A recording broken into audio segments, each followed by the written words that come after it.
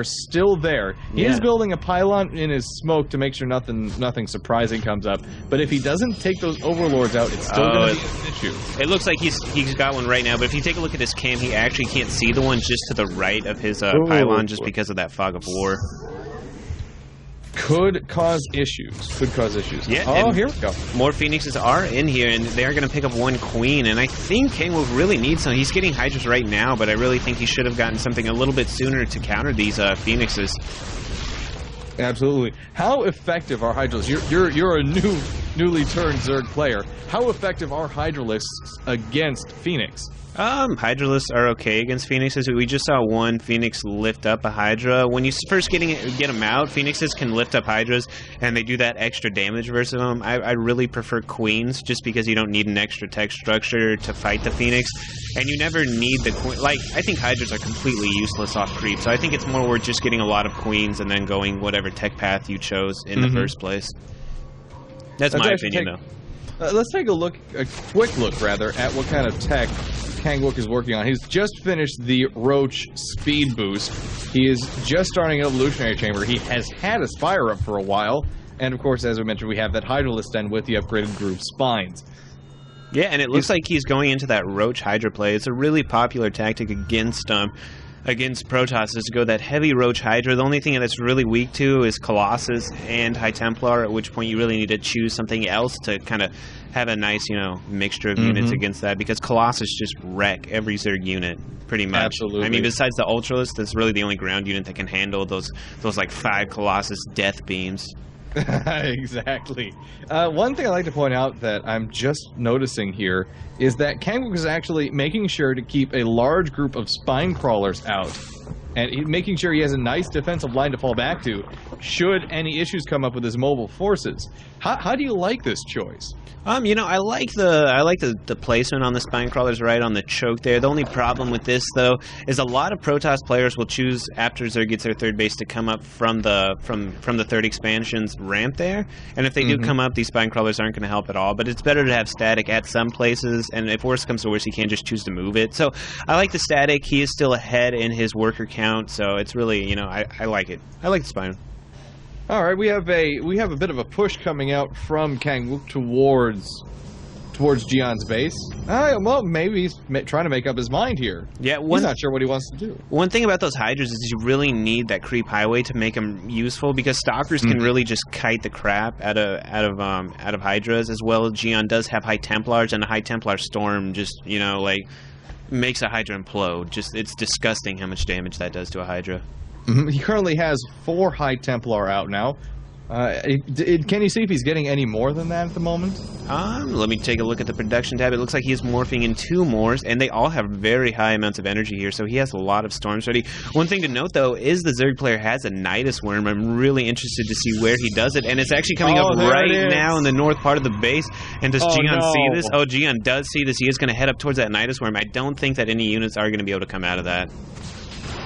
Warping and more units to make sure it doesn't get any units out. It's going down. It's going out. There it goes. Yeah, no units were able to come out of that. I like that idea to go Nidus Worm, though, just improving his maneuverability with that advantage. Certainly, even if it didn't do any actual economic damage to JiYan, it did give him a little bit of a scare and make him think twice about, hey, okay, should I attack right now? Should I make sure that I don't have any more of those coming in? Yeah, it really keeps the Protoss player on their heels, because when they move out across the map, Zerg could just Nidus in the back of your base, and that would really be awful to have your whole army out of position when the whole Zerg army comes reeking into your base. Absolutely. Both forces are staying mobile, moving around the map quite a bit. Yeah, and it looks like JiYan is going to be moving forward, trying to take out some of these creep tumors here. I guess he has an observer with him. I don't see it among that. Oh, there it is. I see the observer. Yeah, there. At the same time, though, it appears that Kangwook has, at least for the most part, split up his forces. One force going to the very far south to help take out these expansion points, distracting JiYan's attention once again to try and keep him on his toes, keep him on the defensive. Yeah, and one thing Kangwook is getting just now is his infestation pit. I really would have liked to see that infestation pit go down a little earlier. I think he should have hived a little sooner than this, as he does have the money to really kind of afford that hive tech, because he has about 1,000 plus gas. He is also getting his gold expansion up now on his side of the map. Yeah, and he's attacking with these Hydras on JiYan's expansion here, but these Hydras are so slow they're all going to get taken out here, and this could actually be bad for Kangwook if all these units do manage to go down. Yeah, one Storm managed to take out about half of those Hydras. This is what I'm talking about. Storm does a disgusting amount of damage to Hydras. Another good point I'd like to bring up is a couple cannons were just hammering on them constantly. Two in the back, one on the low ground, one on the high ground, were just hammering on those Hydras as well, making life absolutely difficult. And this one Zealot is getting awfully brave, coming pretty far on that creep there. He's actually just now turned around, going to sacrifice his life for Ire for a second there. That's at least what I thought he was going to do. They love doing that for some reason. I still don't get it. Just sending themselves out to death. It's so they can scout for their boss, you know? They got to get that scouting information. Fair enough. One thing I'd like to point out, though, as this match is progressing, is that it seems like Kangwook is just...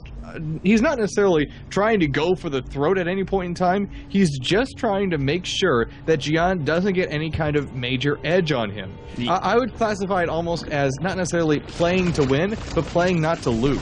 Yeah, he's playing for the longer game here. You can see macroing up, and he's just slowly... He's actually attacking with Zerglings at the south expansion for JiYan.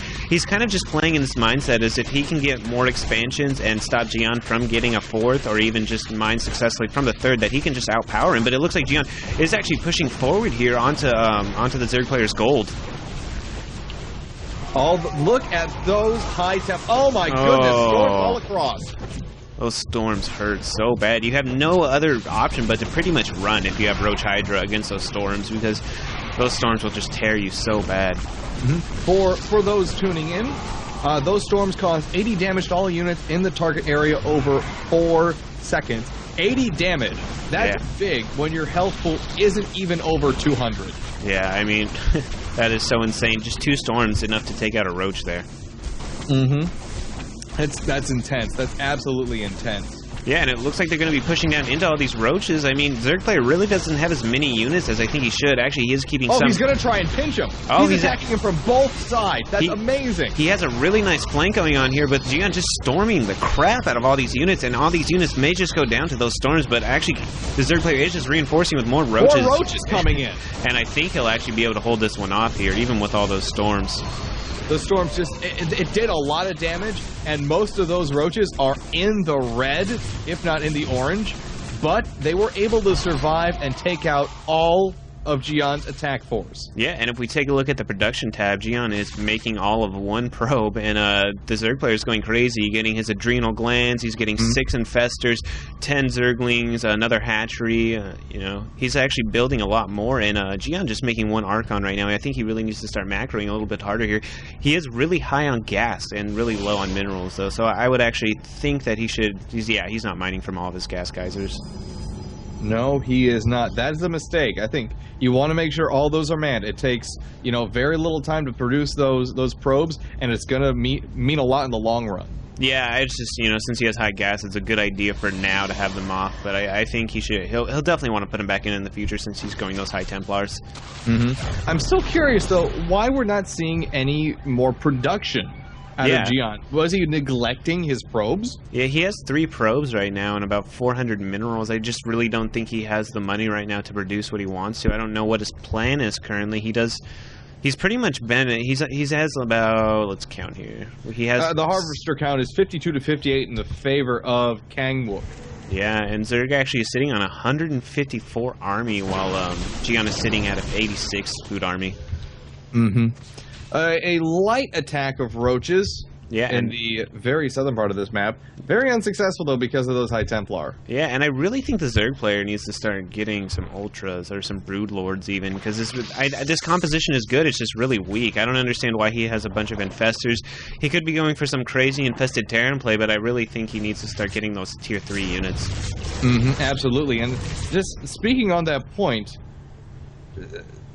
Not necessarily just ultralisks, but certainly highlighting ultralisks. How devastating would that heavy armor be as a tanking role be for Kangwook's forces. It would be really good right now. All JiYan really has is these High Templars, 2 Storm, and these Stalkers, all of which aren't going to do very much damage to the Ultra. But even if, I mean, Zerg decided to get, he already has that Spire, if he decided to get some Broodlords, I think that would be really effective too. He would have Roaches in the front as well as Zerglings to stop the Stalkers from doing too much damage to them. But, you know, he's going with this big Infestor play, and I really haven't seen that from many Zerg players. I mean, if it works out, that's going to be cool, but I can't imagine it being that successful.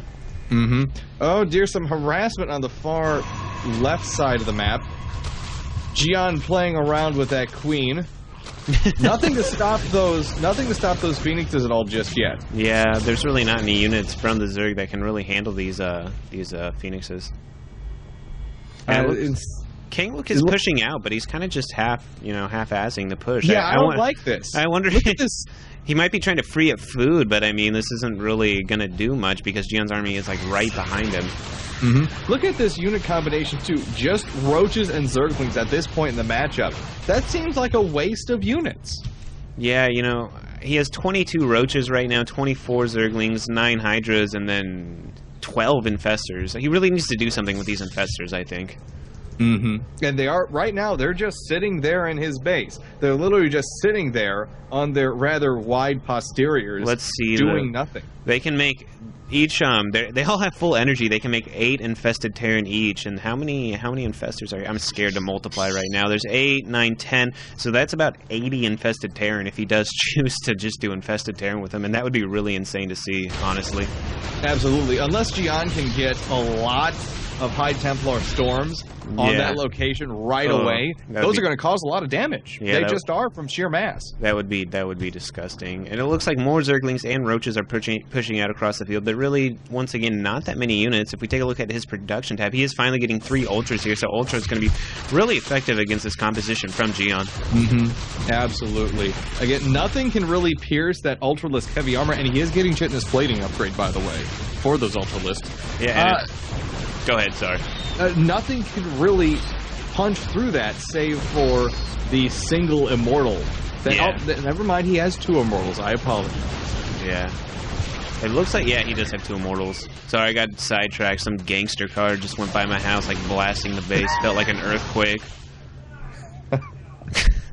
Back to the game here. Those Infestors are finally moving out. You're going to see something happen with those Infestors. Yeah, and I've really been waiting all this time to see this because I don't know how effective this can be. I mean, it might be crazy effective, but he's getting the Infested Terran now. The army is moving in on him, and I really don't think this is going to be that successful. The Storm does go down on the Infested Terran, and they go down really fast.